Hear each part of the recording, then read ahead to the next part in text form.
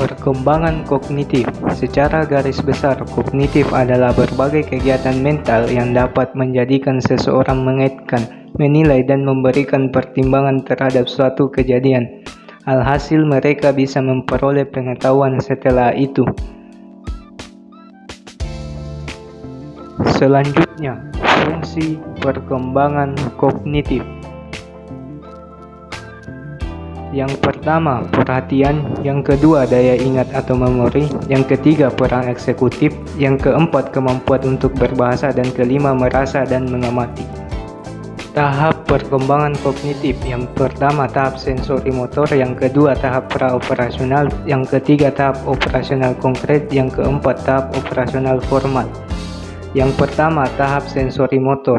Selama periode ini, bayi mengembangkan pemahaman tentang dunia melalui koordinasi pengalaman sensorik, melihat, mendengar dengan tindakan motorik, menggapai atau menyentuh.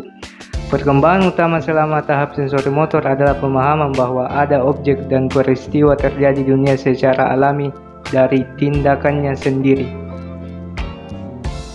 Yang kedua, tahap praoperasional. Selama periode ini, anak berpikir pada tingkat simbolik tapi belum menggunakan operasi kognitif. Artinya, anak tidak bisa menggunakan logika atau mengubah, menggabungkan, atau memisahkan ide maupun pikiran. Perkembangan anak terdiri dari membangun pengalaman tentang dunia melalui adaptasi dan bekerja menuju tahap konkret.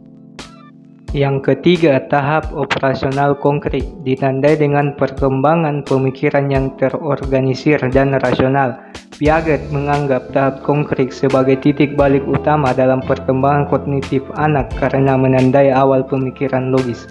Pada tahapan ini, si kecil cukup dewasa untuk menggunakan pemikiran atau pemikiran logis, tapi hanya bisa menerapkan logika pada objek fisik. Yang keempat, tahap operasional konkret. Perkembangan kognitif anak menurut tahap terakhir, menurut Piaget, dimulai sekitar usia 12 tahun dan berlangsung hingga dewasa. Saat remaja memasuki tahap ini, mereka memperoleh kemampuan untuk berpikir secara abstrak dengan memanipulasi ide di kepalanya tanpa ketergantungan pada manipulasi konkret.